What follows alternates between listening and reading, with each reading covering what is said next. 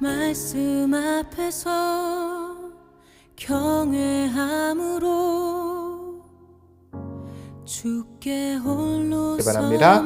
하나님의 말씀 보시도록 하겠습니다. 갈라디아서, 신약 갈라디아서 1장 6절부터 10절 말씀입니다. 갈라디아서 1장 6절부터 10절 말씀 보시겠습니다. 제가 제 성경은 신약 302쪽, 303쪽에 걸쳐서 있습니다. 갈라디아서 1장 6절부터 10절까지 말씀입니다. 다 찾으셨으면 제가 6절부터 9절까지 봉독해 드리고요. 마지막 10절 말씀만 함께 읽도록 하겠습니다. 그리스도의 은혜로 너희를 부르신 이를 이같이 속히 떠나 다른 복음을 따르는 것을 이상하게 여기노라. 다른 복음은 없나니 다만 어떤 사람들이 너희를 교란하여 그리스도의 복음을 변하게 하려 함이라.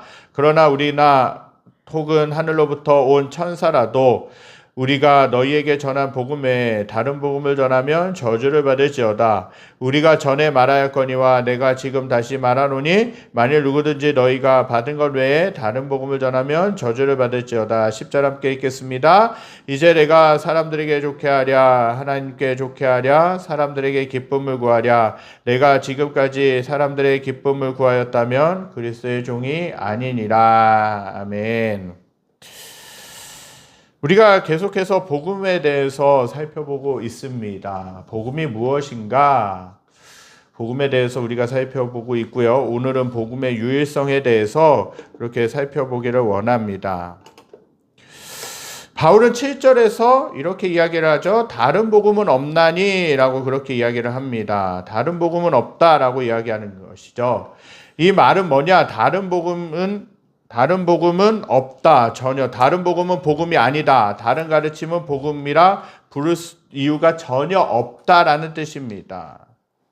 마틴 루터라고 하는 종교개혁자가 쓴 갈라디아 주석에서는 이렇게 이야기를 합니다. 율법의 의와 그리스도의 의 사이에 중간 지점은 없다. 그리스도의 의를 잃어버린 자는 율법의 의에 떨어지고 만다. 다시 말해 사람들은 그리스도를 잃어버릴 때 자기 자신의 행위를 의지하는 길로 곧장 미끄러져 들어간다라는 거예요. 이것을 쉽게 이야기하면 어떤 말이 되느냐 하면 우리가 철저한 죄인이어서 우리가 가진 것으로 우리는 우리의 구원을 우리가 구원받는데 그 어떤 것도 보탤 수가 없다라는 거예요. 우리가 어떻게 의롭게 살아가느냐, 얼마나 의롭게 살아가느냐, 하나님의 기준에서 보면 하나님이 성취하시고자 하나님이 원하시는 의는 너무나도 높은 기준이라는 거예요. 그러니까 우리들의 행위로서 우리들의 어떤 삶으로서 구원을 이룰 수 있는 것이 아무것도 없다라는 거예요.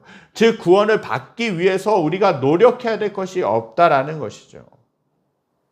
우리는 예수님의 공로, 즉 그리스도의 십자가에서 죽으심으로 말미암아 우리를 살려주신 그 대속을 믿음으로써만 구원받을 수 있고 그것 말고는 어떤 방법으로도 구원이 불가능하다라는 것입니다. 구원받는 길은 오직 예수 그리스도를 믿는 길밖에 없다라는 것이죠.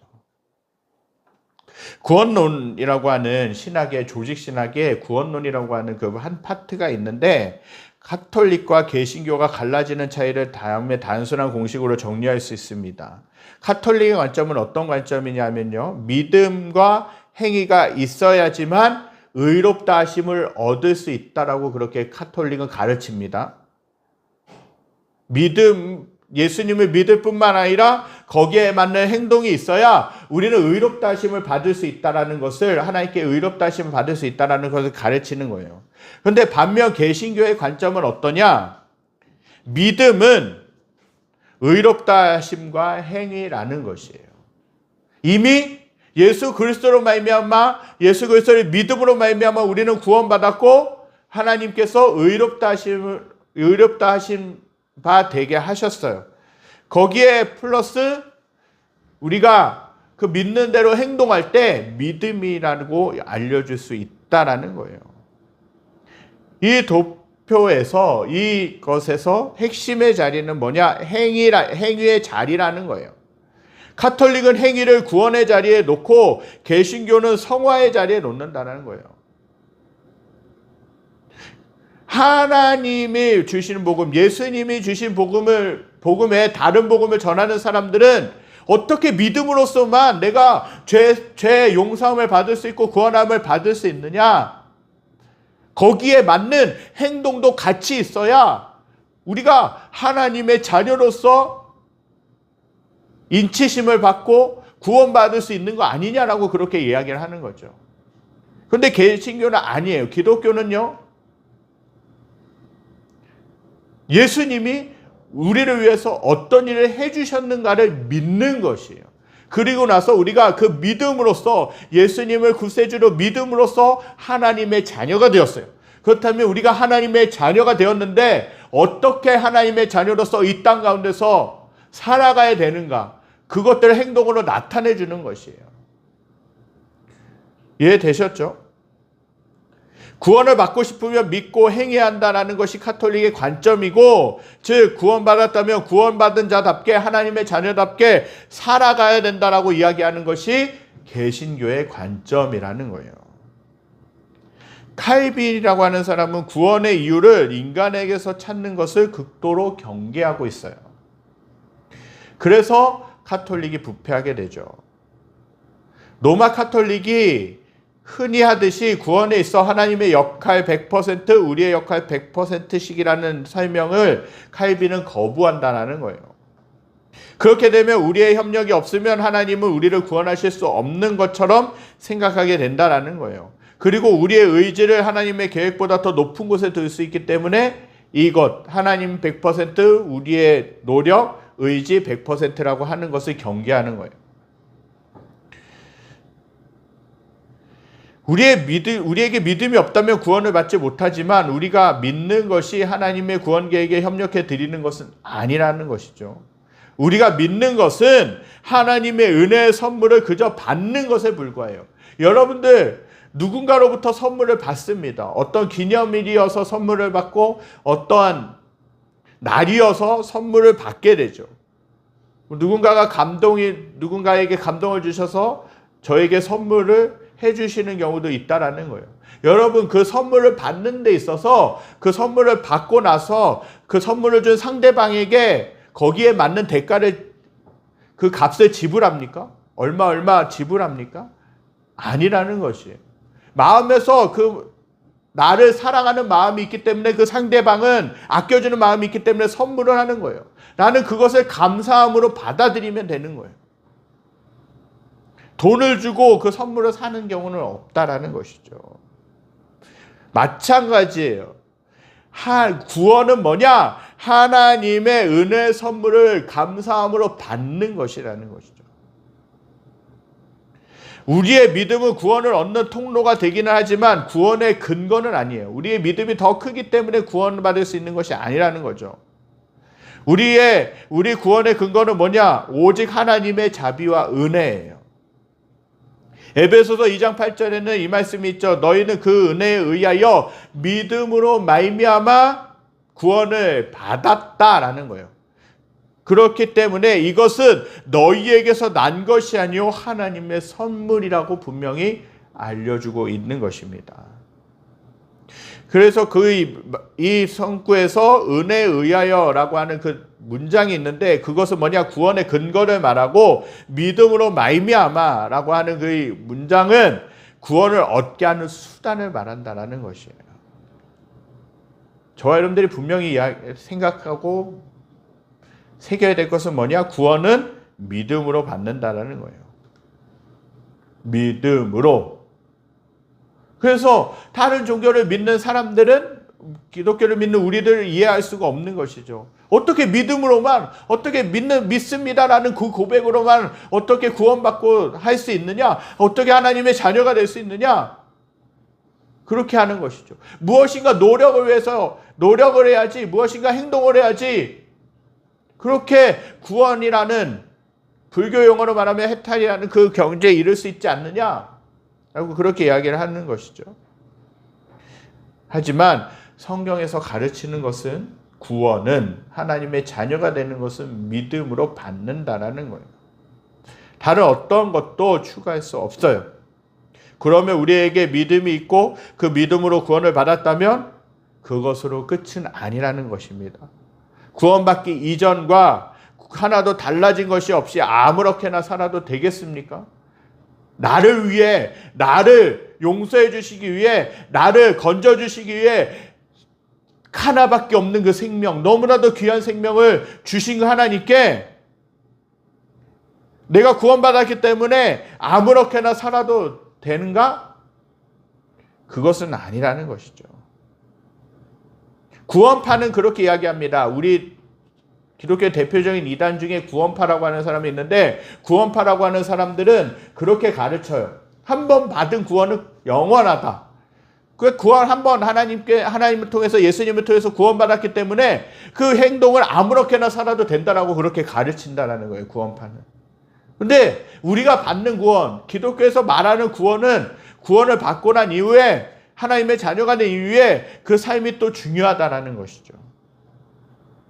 칼빈은 유명한 기독교 강요라고 하는 그 책에서 성도들은 거룩하게 살아야 하고 그렇지 못한 삶으로써 하나님의 이름에 누가 돼서는 안 된다라고 그렇게 이야기를 하는 것이에요. 종교개혁 당시에 대표적인 인문주의자였던 에라무스라고 하는 사람이 있는데, 그 사람은요, 하나님이 십계명을, 모세를 통해서 십계명을 주신 것은 인간들이 그것을 지킬 능력이 있기 때문이라고 했다라는 것이에요. 하지만 누턴은요, 이렇게 이야기했어요. 명령을 주셨다고 우리가 지킬 능력이 있는 것이 아니다라고 그렇게 이야기했어요. 그리고 나서 그것이 거울이 되어서 우리가 얼마나 무능한 존재인가를 깨닫게 하는 것이라고 이야기했어요. 여러분들, 십계명, 출애굽기에 보면 십계명이 나오게 되는데, 그 십계명 여러분들 10가지 계명을 다 지킬 수 있습니까? 그것들 하나하나 다 지킬 수 있냐라는 거예요. 우리가, 하나님이 우리에게 그 십계명이라는 그 법을, 그 율법을 주신 이유는 뭡니까? 우리가 우리의 힘으로는 그것들을 다 지킬 수 없음을 깨닫게 하시는 거예요. 그리고 하나님의 은혜를 구하라고 하는 거예요. 하나님의 도우심을 구하라고 그렇게 주신 것이에요. 그리고 그것들을 통하여서 우리가 정말 그 하나님 안에서 잘 살고 있는가에 대해서 기준을 삼으라고 주신 것입니다. 여러분들, 법이, 우리나라에 왜 법이 있습니까? 우리나라에 왜 헌법이 있고 우리나라에 왜 여러 가지 법들이 있습니까? 사법고시를 준비하고 사법고시를 보시는 분들 있잖아요. 법관이 되는 분들. 그 사법고시를 준비하기 위해서 엄청나게 많은 노력을 한다고 합니다.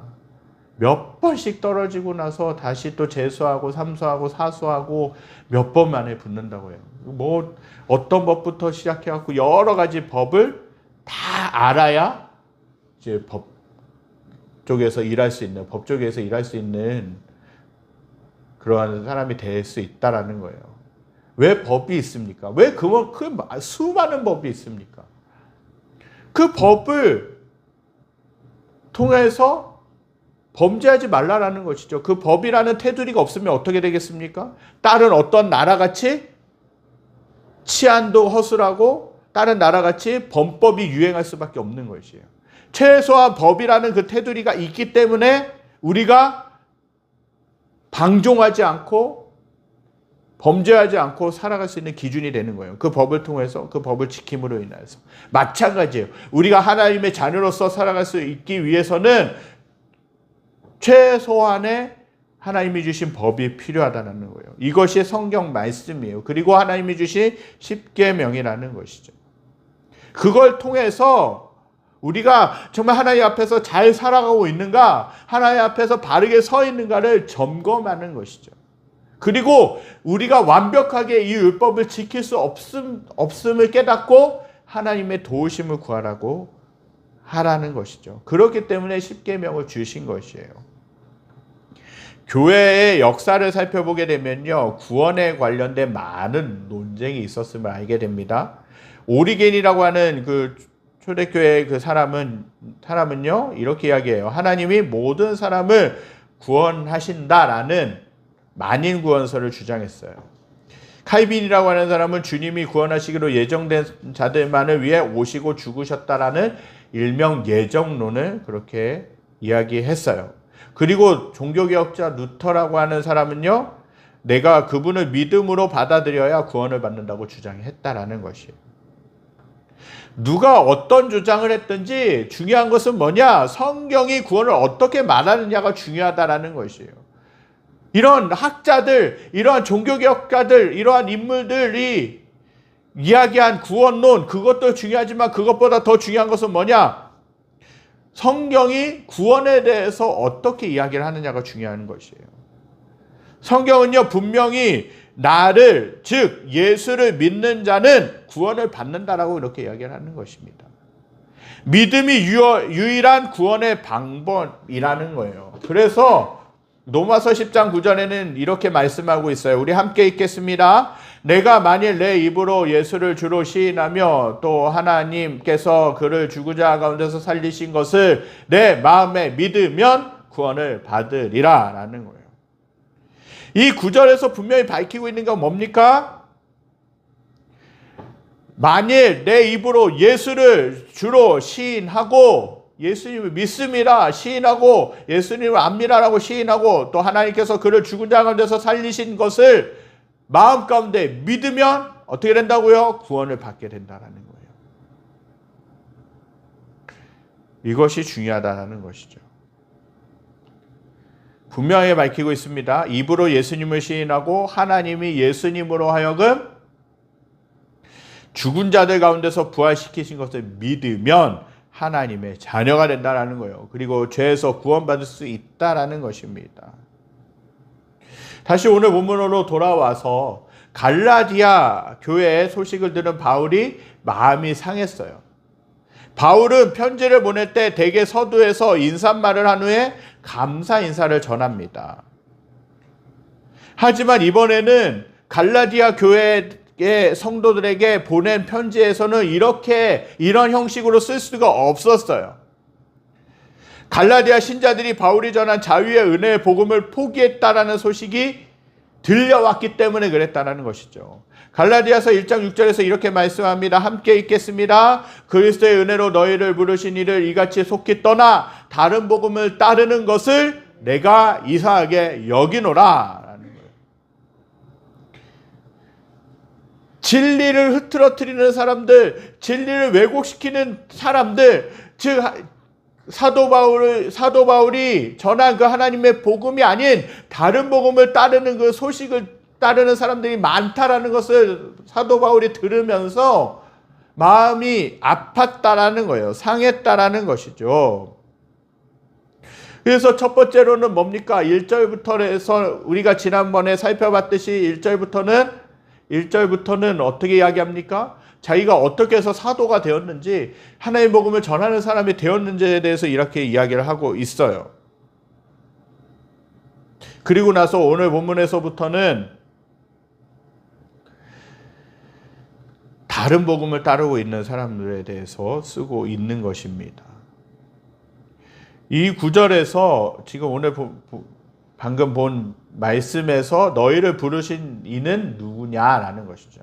그것은 바울이 아니라 하나님이시라는 거예요. 떠나라는 것은 현재 시제라는 것입니다. 군대에서 군인이 무단 이탈을 한 것을 가리키는 용어입니다. 한마디로 영적인 탈영, 즉 배교가 일어나고 있는 것이에요. 문제는 떠나는 속도입니다. 그들이 어떻게 떠났다 그래요? 속히 떠나, 즉시 떠나 다른 복음을 따르게 되었다라는 거예요. 바울은 믿을 수가 없었어요. 정말 헌신하면서 기도하면서 열심으로 하나님의 말씀, 정말 예수님이 전하시고자 했던 그 복음을 그렇게 갈라디아 교회 성도들에게 전했는데, 사도 바울이 그 갈라디아 교회를 떠나고 났을 때 다른 사람이 미혹하게 하면서 다른 사람들이 막 사탕 발림으로 이야기해 주는 것들을 들으면서 그 다른 말씀, 다른 복음을 따르게 된 것을 보면서 사도 바울이 속이 상했다라는 거예요. 어떻게 쉽게 이 일이 일어날 수 있느냐라고 생각하면서 슬퍼했다라는 거예요. 하지만 이런 일은 지금 여기서도 끊임없이 일어나게 되는 사건이라는 거예요. 마틴 루터라고 하는 사람은요, 성도가 얼마나 쉽게 이단에 빠질 수 있는지를 경고합니다. 바울은 여기서 자신의 경험을 통해 힘들게 수고하여 얻은 교인들이 얼마나 쉽게 금방 넘어질 수 있는지를 우리에게 가르친다. 우리가 잠자는 동안 마귀가 알곡 사이에 가라지를 뿌리러 오지 않도록 각별히 조심해야 한다. 마귀의 역사에는 성역이 없다. 목자가 아무리 조심하고 부지런하다고 해도 기독교 공동체는 항상 사탄의 공격을 받을 수 있다라는 거예요. 수십 년 동안 신앙생활을 정통교회에서 하고 건전한 교회에서 하고 직분을 받고 했던 그 사람들이 쉽게 이단에 빠지는 일들이 비일비재합니다. 수십 년 동안 신앙생활에서 집사, 권사, 장로까지 올라갔음에도 불구하고 쉽게 그 다른 사람들, 그 이단들이 전해주는 그 말을 듣고 쉽게 빠져서 그쪽으로 가는 사람들이 많다라는 거예요. 교회를 그들은 사랑하지 않기 때문이 아니에요. 순간에 잘못된 선택이 돌이킬 수 없는 결과를 낳게 합니다. 정말 이 주변에서 얼마나 많은 이단들이 돌아다닙니까? 여호와의 증인부터 시작해서 신천지들 어떤 카페에서 어떤 분의 이야기를 들어보니까 지금은 돌아가셨지만 그 어머니가 신천지에 빠져서 얼마나 힘드셨는지 모른다고 합니다. 그리고 그 가족들조차도 어떻게든 신천지로 끌어들이기 위해서 계속해서 혈안이 되어서 노력했다라고 그래요. 요즘 같은 어떻습니까? 또 하나님의 교회라고 하는 평택세무서 가는 길에 하나님의 교회라는 큰 건물이 있는데 그 하나님의 교회라는 그 사람들이 찾아와서 만나면서 애기 봐준다고 하면서 영화 보여준다고 하면서 그렇게 자신이 속한 곳으로 계속해서 데리고 가려고 하는 것이죠. 절대 거기에 빠지시면 안 됩니다. 호기심에 한두 번 가서 들을 수는 있지만 그것이 가스라이팅을 당하는 시발점이라는 거예요. 누군가가 뭔가 잘해준다고 해서 누군가가 뭔가를 베푼다고 해서 혹해서는 안 된다는 것이죠. 그러면 그것에 한번 빠지게 되면 절대로 하나님의 은혜가 정말 특별한 은혜가 아니고서는 빠져나오기가 힘든 것이 이단이라는 것이에요. 사도 바울이 사역했던 갈라디아 교회에서 목회했던 그 시대에도 똑같았다라는 거예요. 이단들에 빠지는 사람들이 많았다라는 것이죠. 갈라디아 4장을 보면요, 갈라디아 성도들도 바울이 전한 복음을 사랑했다라고 이야기를 합니다. 그들이 바울을 얼마나 사랑했는지 몸이 약한 바울을 위해 자기의 눈이라도 빼어주려고 할 정도로 그만큼 바울을 아꼈던 사람들이었어요. 그런데 지금 그들의 모습은 어떻습니까? 처음에 사랑은 어디로 가고 다른 복음, 잘못된 것들, 거짓된 것들을 쫓아가고 있다라는 거예요. 그런 소식을 들은 바울이 마음이 상했다라는 것이에요. 그리스도의 은혜로 너희를 부르신 이를 이같이 속히 떠나 다른 복음을 따르는 것을 이상하게 여겨질 정도였다라는 거예요. 여기서 따른다라는 표현은 뭐냐? 그들이 다른 복음을 쫓아 교회를 떠났다는 말이 아니에요. 여전히 같은 교회 안에 머물면서 거짓된 것에 휘둘리고 왜곡된 진리에 휘둘리고 심지어 다른 사람들을 그것에 빠뜨리게 하는 교회에 해로운 영향력을 끼치는 것을 그 일을 하고 있다라는 것입니다. 만일 누군가 우리가 비록 구원의 교리는 다르지만 같은 하나님을 섬기고 있으니 예수님의 가르침을 따라 서로 사랑하고 받아주자라고 한다면 우리는 어떻게 해야 되겠습니까? 우리가 그들과 한 지붕 아래에서 한 가족으로 살아갈 수 있겠습니까? 다른 말씀, 성경의 말씀에 다른 것을 전하는 그 사람들과 우리가 같은 하나님을 믿고 있기 때문에 같이 신앙생활을 합시다라고 그렇게 들어온다면 그들을 우리가 용납할 수 있습니까? 절대 할 수가 없다라는 거예요. 해서도 안 된다라는 것이에요. 왜? 그들은 진리를 왜곡하는 사람들이기 때문에 그래요. 바울은 지금 마음이 상했을 뿐만 아니라 크게 분노하고 있다라는 것이에요. 자신이 할 수 있는 가장 심각하고 두려운 어조로 이야기합니다. 저주를 받을지어다 라고 외친다는 거예요. 이 사도적 저주는 오직 하나밖에 없는 복음을 변질시키고 왜곡된 거짓 교사들을 향한 경고라는 것이에요. 바울은 지금 개인 자격으로서가 아니라 하나님을 대신하고 있는 것입니다. 그렇게 이 저주는 경고한 그대로 바울에게 그대로 거짓 교사들에게 실현될 것이라는 것이죠. 바울은 이런 저주의 경고를 통해서 갈라디아 성도들이 어떤 반응을 보이고 있겠습니까? 보이기를 원하고 있겠습니까?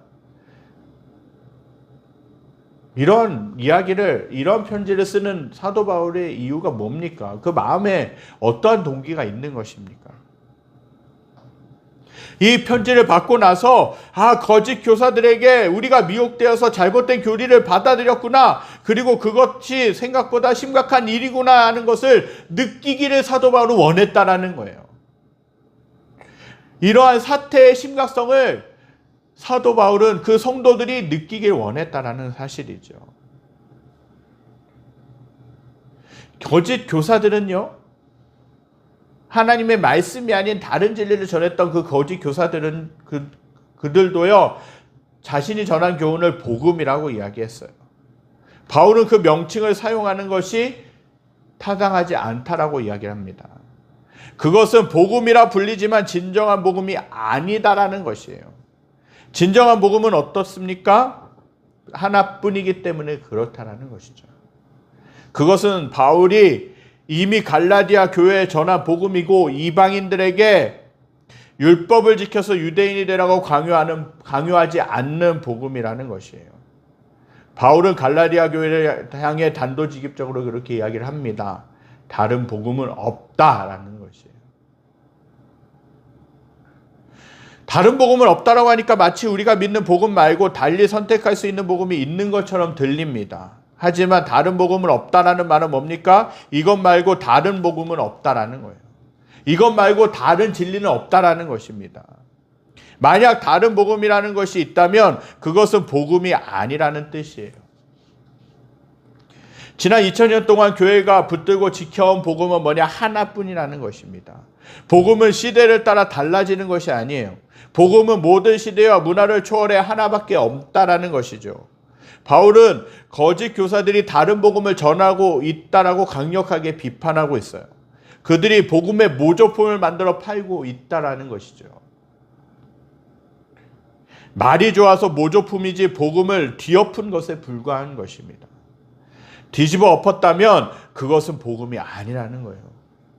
복음이 아니라 복음을 가장한 틀린 메시지라는 것이죠. 왜곡된 메시지라는 것입니다. 진품과 짝퉁은 엄연히 다릅니다. 똑같은 상표가 붙어있고 모양이 똑같아 보여도 그들은 서로 근본적으로 다르다라는 것이에요.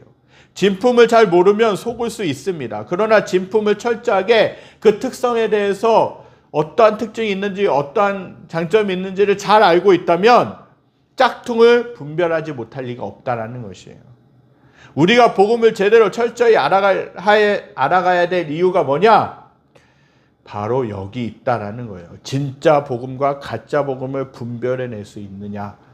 그렇기 때문에 우리가 진짜 복음을 알아야 된다라는 것이죠. 바울은 이 같은 복음이 아닌 짝퉁 복음을 따르는 것을 가리켜 예수님이 죽음으로 구원해낸 이 악한 세대로 되돌아가고 있다라는 것을 알려주고 있습니다. 그렇기 때문에 그것을 받아들일 수 없다라고 단호하게 이야기를 하죠. 거짓과의 타협이나 대화는 있을 수 없습니다. 짝퉁 복음은 배척되어야 되고 그것을 전한 거짓 교사들은요, 저주를 받아 마땅하다라는 것이에요.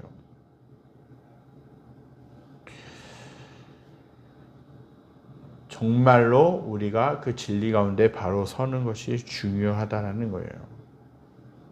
왜 그들을 배척해야 됩니까? 그 이유는 복음의 유일성을 해친 자들이기 때문에 그래요. 너희는 은혜에서 떨어진 자로다라고 갈라디아서 5장 4절에서 이야기를 하고 있습니다.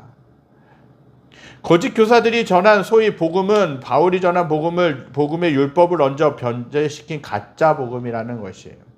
그들이 전한 복음으로 전도하면 할수록 죄를 쌓을 수밖에 없는 형편에 처해지게 된다라는 것입니다.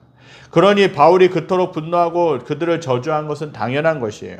오늘 보면 8절 9절에서 이렇게 이야기를 합니다. 함께 읽겠습니다. 그러나 우리나 혹은 하늘로부터 온 천사라도 우리가 너희에게 전한 복음 외에 다른 복음을 전하면 저주를 받을지어다. 우리가 전에 말하였거니와 내가 지금 다시 말하노니 만일 누구든지 너희가 받은 것 외에 다른 복음을 전하면 저주를 받을지어다.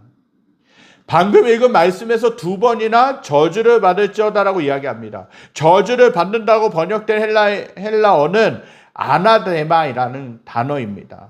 이 단어의 뜻은 뭐냐? 하나님에 의해 멸망당하도록 저주를 받는 것을 가리키고 있어요. 구약에 나오는 여호수아에서 나오는 아간이라고 하는 사람이 있죠. 그는 여리고성 전투에서 하나님의 명령을 어기고 전리품을 숨겼다라는 것이에요. 그래서 그 결과 어떻게 됩니까? 그의 가족들과 그에게 속한 모든 것이 다 죽고 말았다라는 것이죠. 바울은 거짓 교사들이 하나님의 이 같은 저주 아래 놓이기를 원한다라는 거예요. 이것은 바울의 개인적인 감정 때문에 그러는 것이 아닙니다. 바울은 그들에게는 악한 감정이 없어요. 누구든지 이러한 일을 저지르면 응당 그런 벌을 받아야 마땅하다라는 것입니다. 이 사실을 누구도 예외도 없습니다. 그는 인간뿐 아니라 천사도 또한 심지어 자기 자신에게까지 그 원칙을 적용하고 있다라는 거예요. 하나님이 주신, 예수님이 주신 복음의 다른 진리들을 전한다, 왜곡된 진리들을 전한다 그러면 그 어느 누구라도 저주를 받을 수밖에 없다라는 것을 알려준 것이죠. 왜 사도 바울은 이렇게까지 무리수를 두는 듯한 행동을 하는 것입니까? 바울 자신이 앞뒤가 꽉 막힌 사람이기 때문입니까? 그렇지 않다라는 거예요. 그 사도 바울은 융통성도 있고 사랑도 많은 사람이에요. 눈물도 많고 인정도 넘치는 사람이었습니다. 고린도전서 9장 20절에는 이 말씀이 있어요. 쉬운 성경으로 읽어드릴게요. 유대인들에게는 유대인들을 얻고자 유대인처럼 되었습니다. 율법 아래 있는 사람들 대할 때는 비록 나 자신은 율법 아래 있지 않지만 그들을 얻기 위해 율법 아래 있는 사람처럼 되었습니다. 바울은요, 한 영혼을 구원할 수 있다면, 그렇게 구원하기 위해서라면 신분의 껍데기를 벗어던질 줄 아는 사람이었습니다. 자기가 어떠한 경우를 당하더라도 상관없는 사람이었어요. 자기가 유대인이든 이방인이든 로마인의 신분이든 유대인의 신분이든 아무 상관이 없었다라는 것이에요. 왜? 한 영혼이 중요하기 때문에 그 영혼을 얻기 위해서는 어느 누가 되어도 상관이 없다라고 생각했기 때문에 그래요. 그는 음식을 먹는 문제에 있어서도 자유로웠습니다. 어떤 사람은 우상에게 바친 음식은 양심에 거리낀다고 먹지 않았어요. 그때 당시에는요. 하지만 바울은 음식은 사람을 더럽게 할 수 없다라고 하면서 먹어도 된다라고 그렇게 가르쳤다라는 것이죠. 바울은 사람마다 믿음의 모양이 다른 것을 알고 있었습니다. 이렇게 다양한 믿음의 모양을 바울도 인정했다라는 거예요. 그래서 서로를 향해 비난하지 말라라고도 그렇게 가르쳤어요. 그러면서 비난하는 대신에 서로를 위해 덕을 세우라라고 그렇게 가르쳤다라는 것이죠. 누가 보더라도 바울은 융통성이 넘치는 사람이었습니다. 하지만 바울은 절대로 양보할 수 없는 것이 있었어요. 바로 복음에 관하여서는 사도 바울은 어떠한 양보도 할 수 없었다라는 것입니다. 복음만큼은 어떤 일이 있어도 타협할 수 없었다라는 것이죠. 어떤 사람은 이것을 가리켜서 편협한 태도라고 그렇게 비난하는 분들도 있습니다. 이렇기 때문에 기독교가 비난을 받는다라고 그렇게 이야기를 하기도 합니다. 마음을 조금 더 열어서 다른 종교들도 인정하면 좋지 않느냐고 이렇게 이야기를 하게 되죠. 하지만 복음은 그 어느 것도 바꿀 수 없습니다. 복음을 바꾼다면 그것은 복음이 아니라는 것이에요. 복음을 바꾸면 다른 복음이 되는 것이 아니라 복음이 없어진다라는 것입니다. 복음은 복음과 다른 복음이 있는 것이 아니라 오직 하나 복음만 있다라는 거예요. 좋은 소식, 기쁜 소식만 있다라는 것입니다. 그래서 바울이 다른 복음은 없나니라고 그렇게 갈라디아 교회 성도들에게 또한 우리들에게 가르치고 있는 것이에요. 우리들은요, 감기에 걸리면 감기약을 먹습니다. 그런데 감기약에 최근 효과가 탁월하다고 알려진 암 치료제를 더 넣는다고 가정해 봅시다. 그때부터 그 약은 감기약이 아니라는 거예요. 아무리 좋은 성분이라도 감기 치료와 아무 상관없는 그 성분을 더한다면 또는 감기 치료에 꼭 필요한 성분을 빼게 된다면 그것은 또 다른 감기약이 아니라 그냥 감기약이 아닌 것이에요. 복음도 마찬가지입니다. 복음에는 절대로 어떤 것도 더하거나 뺄 수 없다라는 것입니다.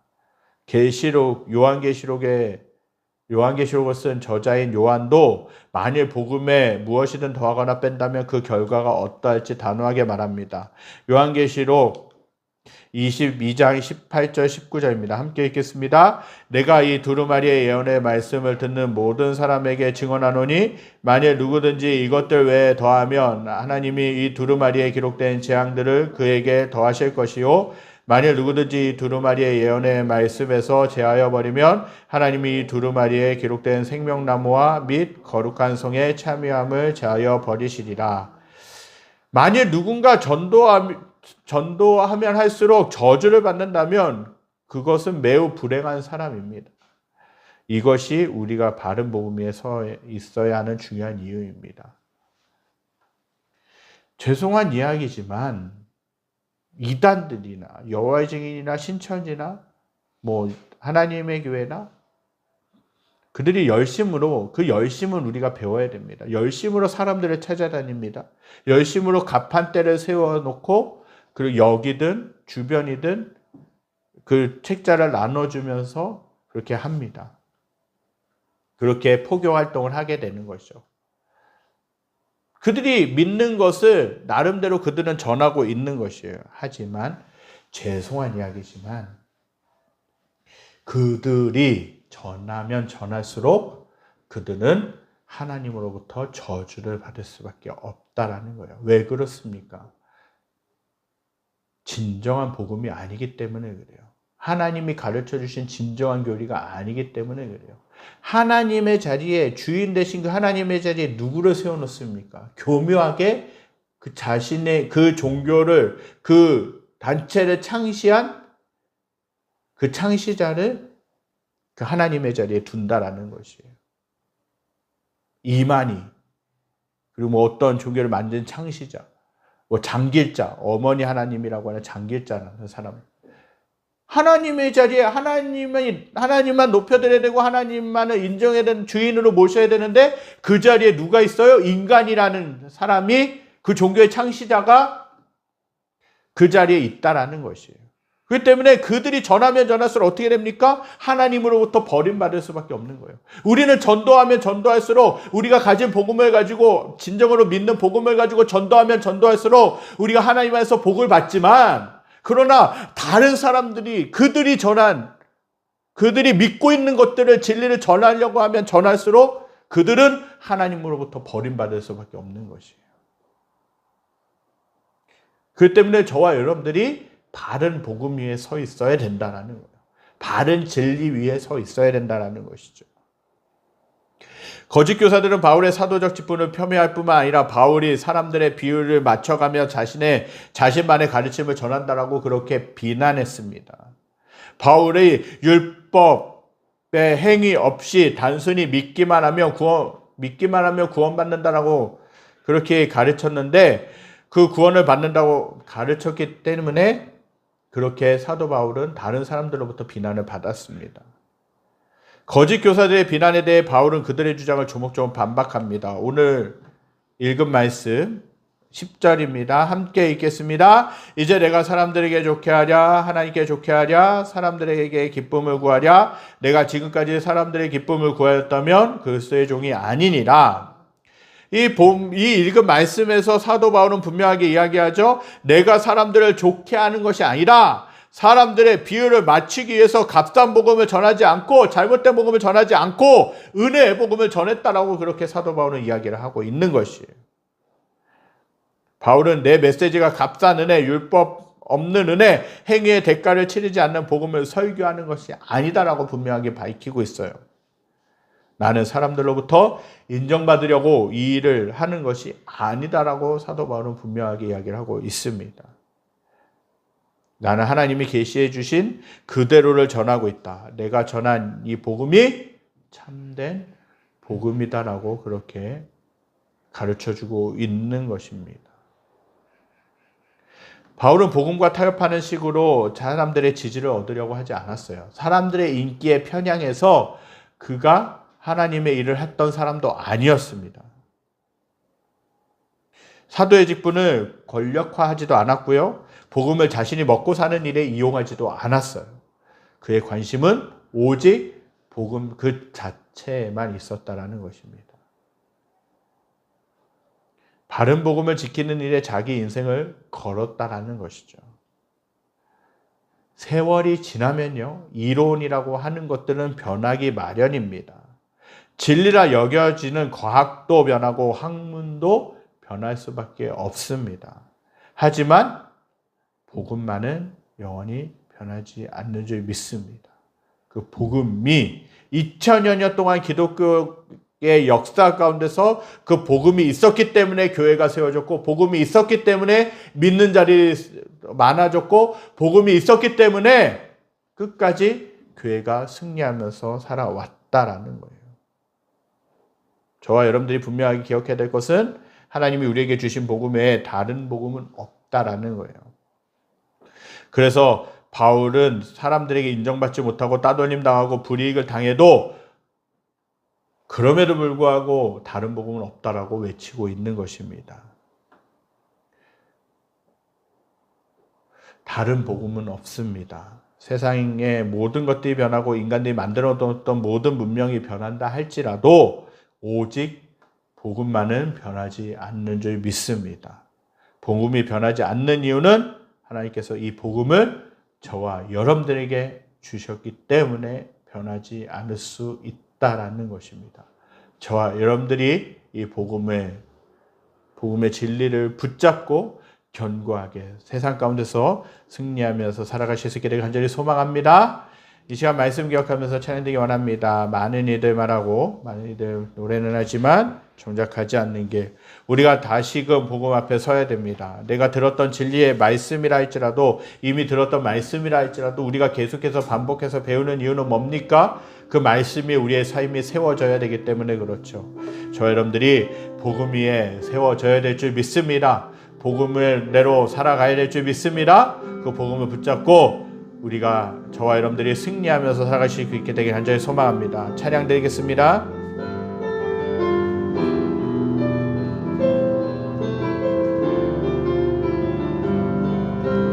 많은 이들 말하고 많은 이들 말하고 많은 이들 노래는 하지만 정작 가진 않는 일, 두려운 생각보다 많이 힘들고만 일보단 그저 말로만 가려기에 점점 멀어져만 가네. 내게 생명 주었던 길이 점점 이용하려 하네. 내게 사랑 주었던 그 길 다시 복음 앞에 내 영혼 선해. 주님 만난 그때 나라시 돌아가 주님께 예배 드리며 다시 십자가의 길 걷 다시 복음 앞에 다시 복음 앞에 내 영혼 선해 주님 만난 그때 나 다시 돌아가 주님께 예배 드리며 다시 십자가의 길 걸으리. 저와 여러분들이 복음 위에 서야 될 줄 믿습니다. 다시금 주님이 주시는 진리 가운데 서야 될 줄 믿습니다. 이 세상은 너무나도 어렵고 힘든 상황 가운데서 자꾸 진리가 아닌 복음이 아닌 다른 것들을 전하고 있는 사람들이 많이 있는 것이 현실입니다. 우리가 그것들에 흔들리기도 하고 그런 유혹들에 또한 빠지려고 하는 그런 생각들이 있다 할지라도 우리가 분명하게 기억해야 될 것은 뭡니까? 사도 바울이 전했던 그 하나님의 복음, 예수님의 복음입니다. 무엇인가 행동해야지만, 내가 믿은 대로 행동해야지만 구원받을 수 있다라고 하는 가르침, 잘못된 가르침입니다. 정말 예수님을 나의 구세주로 믿고 내가 그 예수님을 받아들이고 인정한다면, 입으로 시인하면 구원받는다라고 가르치고 있죠. 그리고 이후의 행동은, 이후에 살아가는 그 삶의 문제는 하나님의 자녀답게 살아가는 삶이냐 아니면 계속해서 다른 것들을 따라가는 삶이냐의 문제입니다. 우리가 그 하나님을 향한 진리, 그 믿음, 그 복음을 견고하게 붙잡고 살아가야 될 줄 믿습니다. 그리고 그 복음 위에 견고하게 서갈 때 하나님은 저와 여러분들이 계속해서 그 복음으로 살아갈 수 있도록 인도해 가시고 함께 하실 줄 믿습니다. 우리 시간 기도하겠습니다. 하나님 감사합니다. 오늘 사도 바울이 그렇게 마음 아파하고 갈라디아 교회 성도들에게 정말 그들에게 슬퍼하면서 쓴 그 편지를 살펴보면서 정말 다른 복음은 없다라는 거, 다른 복음, 하나님이 주신 복음 외에는, 예수님이 주신 복음 외에는 다른 복음이 없다라는 것을 분명하게 가르치고 있는 것을 우리가 말씀을 통해서 배웠습니다. 하나님, 심지어는 다른 복음을 전한 사람들은 그들은 저주를 받을 것이라고 분명하게 그렇게 사도 바울은 선포하고 있습니다. 하나님, 저희들이 진정한 진리 위에, 하나님이 주신 진리 위에, 예수님이 주신 진리 위에 분명하게 서서 정말 이 땅 가운데서 우리들을 현혹시키려고 하는, 미혹하려고 하는 그 이단들로부터, 잘못된 말씀으로부터 우리를 지켜내며 다른 사람들을 지켜내며 교회를 견고하게 세워가기에 부족함이 없도록 인도하여 주시옵소서.